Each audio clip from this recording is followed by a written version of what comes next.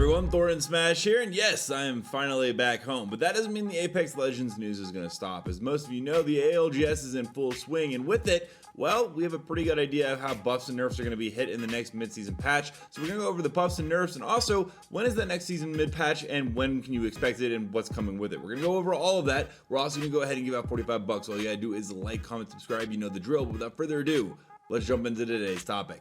So ALGS is in full swing, and with that it means we're likely going to get some buffs and nerfs on the upcoming patch. If you don't believe me, you can go all the way back to when Seer was first introduced, and he was actually one of the best legends in the game. He was used so much in competitive that he has now been nerfed to the point where no one picks him in either competitive or just in regular. And well, when we look at the pick rate so far for this first split of playoffs, you can see Bangalore is still at the top, which is crazy because she received a bunch of nerfs the last couple of seasons. I don't know if she's ever going to drop out of the meta. Then you have Crypto, which is surprising, Newcastle, Catalyst, and some interesting picks going down further. But the big ones we want to talk about are probably Crypto and Newcastle, as both of those are probably going to be seeing a nerf. Maybe not Newcastle, but we'll talk about that in a second. Crypto's drone in just the first day of ALGS had 274 ultimates used, which is just absolutely insane. Imperial Hal has gone on record saying that the Crypto meta is one of the worst ever, and well, the developers do listen to the pros a lot. When you look at the casual pick rates though, it's not as clear cut, because interestingly enough, when you look at the top four there,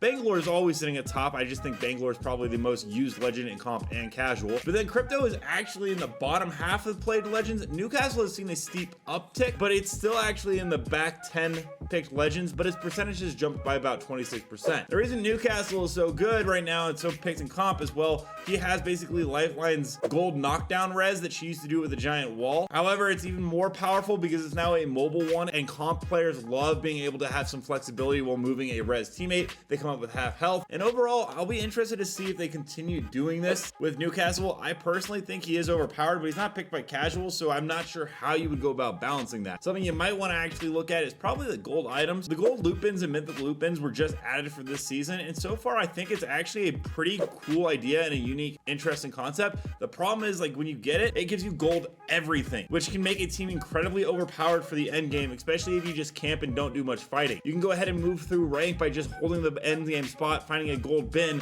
and unlocking it continuously to make sure your team is decked out. And if you have a Newcastle and a Crypto, you're pretty much set to win no matter what, which can be a little bit boring of a way to play. The other big thing is, well, the Mozambique is not going to last long in its current state. At least I don't believe so. It is the most used weapon by far, beating the Nemesis burst and the Hemlock burst for most kills, and has a staggering amount of damage over those ones as well. But I think this is actually going to take longer for Respawn to nerf. They like to introduce new things, and in season 22 they introduced dual wield. In fact, they went ahead and made it so overpowered because they went ahead and put reactive skins in the battle pass for the P2020 that it's probably a selling point for them and way to get players back engaged. Once again, we saw the same thing with Seer. I don't know if you guys remember when the Nemesis was introduced, but it was also ridiculously overpowered and they had to nerf it. This is kind of the status quo. They release something in an almost overpowered state and then go ahead and slowly nerf things back. I think that's actually what's going to happen with Crypto as well, though I kind of disagree with it. I think Crypto, with his new perk, actually makes him a really interesting character now to use and forces other teams to go ahead and adapt to it. That's sometimes something I wish Respawn and Apex Legends and EA would look at more. Instead of just directly nerfing a character, letting the player base and other pros figure out how to combat that meta, and then if after a certain amount of time they cannot combat it, then you go ahead and start doing some small little nerfs to it. But we'll go ahead and see, because September 17th is going to be the next collection event. Yorotsuki did let us know that the Bounty Hunter mode, which is likely going to be dummies, is going to be returning on September 18th, but I think that's a time difference thing because he is in China,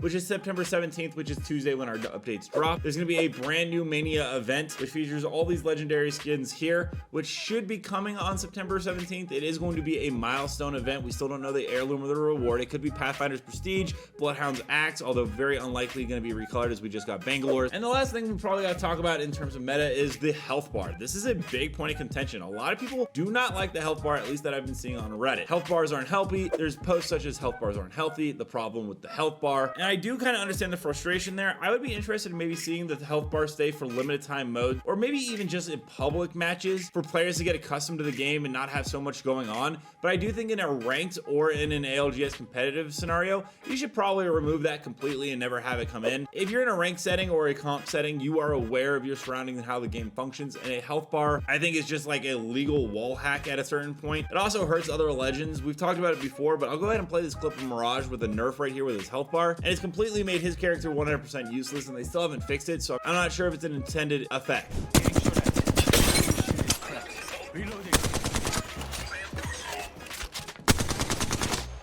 Let me know down below, what are your guys' thoughts on the current meta in Apex Legends? Do you think it's totally fine right now, or do you think that they need a lot of changes coming up? Also, don't forget to check out this video right here by my editor Novell, who does amazing Apex Legends content. And until next time, everyone, keep slaying in the islands.